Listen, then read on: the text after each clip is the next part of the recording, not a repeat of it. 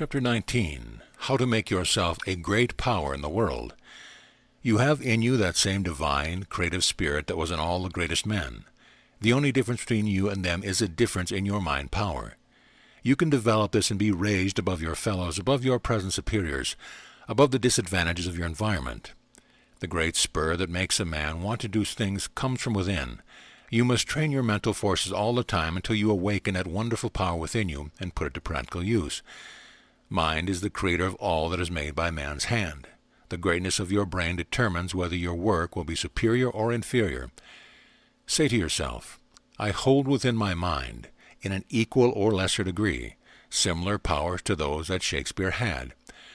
I can raise myself above my fellows, out of the ruck of mediocrity, above worries and disappointments, by developing my mind. I can succeed in anything I plan, and I can plan noble deeds if my mind is big enough and broad enough. A little thought and care every day, a little trouble, a habit of thinking systematically and logically will, bit by bit, strengthen my mental faculties and reveal undreamed-of possibilities to me. I am the master of my fate. I will develop this divine gift of mine. I will cultivate this divine soul, and I will make the deserts of my life blossom like the rise. The greatest work is done by conscientious attention to the smallest details and requires a great amount of labor in seemingly trivial matters. Success sometimes comes so slow that you may think it's not worth the effort. When you get to thinking this way, remember all men have thought the same. Whatever you wish to become, keep it before you. Make your motto. My mental training will enlarge my brain power and enable me to do great things. Whatever you are pursuing, knowledge you are not wasting your time. The more you know, the better you are qualified to cope with the unexpected. The more information you have, the more responsibility you have of creating new ideas. The more you train your mind, the more you will be able to make use of the information you have stored away. You should develop the habit of looking ahead, of planning what you want to accomplish. You may think this is all nonsense, but it works out, and all you want is results. The calling forth of this determination and perseverance will greatly strengthen your character and will do a good deal to make you a greater man. You should read the lives of Napoleon and Cromwell and see how hard they worked when they were so near failure, how they achieved victory through the force of their mental power. Reading the lives of victorious men will give you the encouragement to persevere in developing yourself. Such books inspire you with noble thoughts and lofty ideas. It wakens in you a desire to do things and helps you to raise yourself above the mediocre people around you. Don't be a doubter. To the doubter, everyone seems impossible because our doubts are traitors and make us lose the good we often might win by fearing to attempt. But on the other hand, nothing is impossible to a willing mind. If you want to succeed in anything, you must have confidence in your own powers. That is the secret of those who rise. Your mind is made up of material you give it to digest. If you feed it on doubt, you are bound to have a doubting mind. From doubting something, you gradually get to doubting everything you do. This kills success and self-reliance. From today on, forget the two words doubt and fear. There is nothing you will ever be called on to do that you have not the power within to do. The medical professors say that the human body is never given more pain than it can stand. If the suffering is beyond human endurance, the person loses his consciousness. This is the same with the mind. It is not asked to do something that it is not capable of accomplishing. We told you above, if you give the mind doubt to digest, it will be a doubting mind. It works the other way. If you give it hope, it will be a hopeful mind. Doubt has no more place in your mind than poison in your mouth. Cast it out instantly if it tries to enter. Never say or think, I can't do this, or can I do this? But always, I can do this, and I will do it. You will find this kind of spirit will make you succeed. The person with a strong mind is able to concentrate on his work with such enthusiasm and power that he will conquer all difficulty. Positiveness creates confidence. You take up difficult problems and succeed, where a doubting person would not attempt them. Success makes the mind grow. The more you undertake and accomplish, the more your mind expands. If you do not believe you can accomplish your object, you do not have the pointed attack, and your effort is aimless.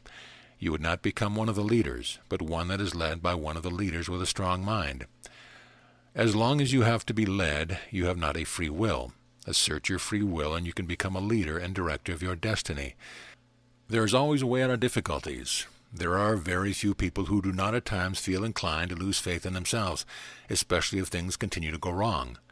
Most men in business experience at some time in their life bad business when prospects look hopeless. Then it is a time that shows if you are a real man. The man that fights on succeeds. It is at just such a time that you need friends who can show you how to emerge from your difficulty. If you have no friends equal to the task, you have enough reserve power to do it yourself. A high bishop once said, "No man is a failure until he gives up." A brave man is equal to overcome any position. Remember the old saying, God helps those who help themselves. Those that know are sure this is correct. There have been times that I found myself in such a position that there seemed no way out. But I knew it was a way out sure enough, a way open, and by experience I have learned that the following is true.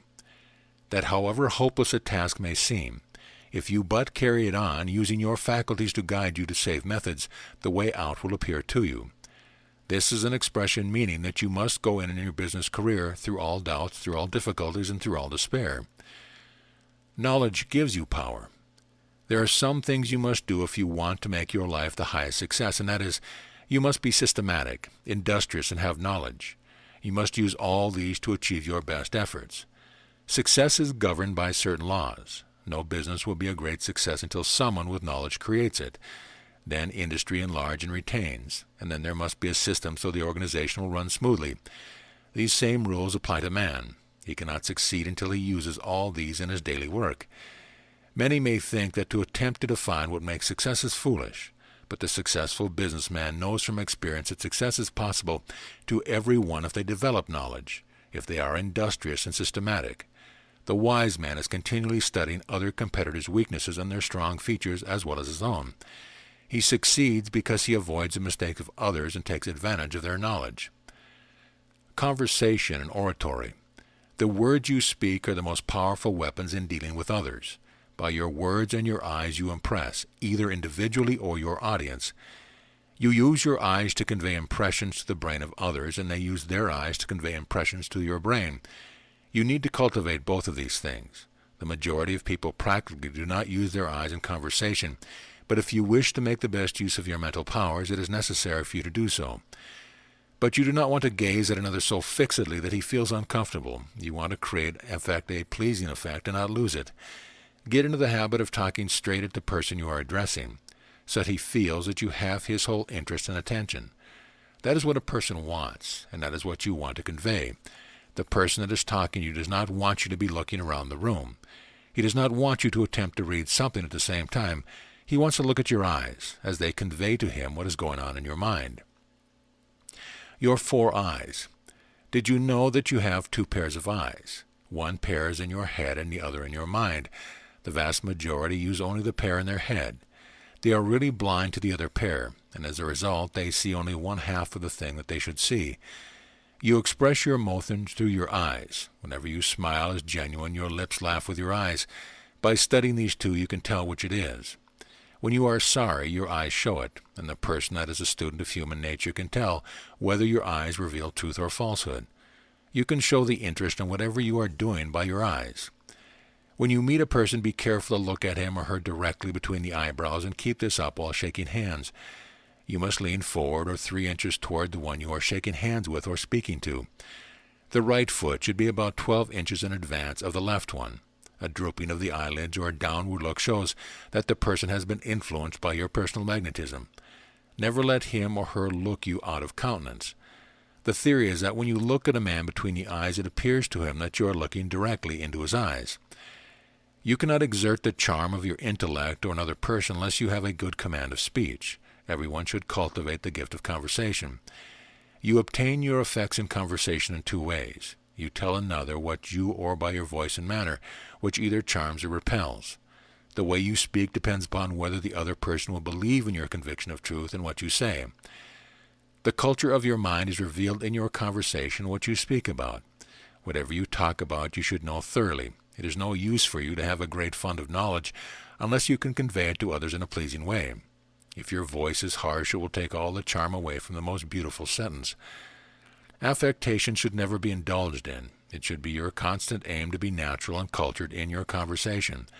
Some people think by shouting they are more forceful, but you can always be just as forceful when you speak in a quiet tone, and you show off to a better advantage and be more pleasant to listen to. You can develop your real conversational ability and learn from your conversation a great deal, as it is a great educator. One of our professors gives the following to develop yourself. Never say anything about anyone which you would not wish them to hear. Never say anything that will hurt the susceptibility of the person you are talking to. Never be afraid to utter your opinions and to stand by them.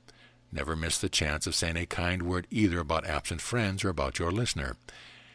If you will bear these points in mind and try always to be interesting, even at the family table you will soon become a proficient conversationalist. When you have acquired the art of talking well, practice diligently the more difficult task of listening well, and you will become a perfect talker.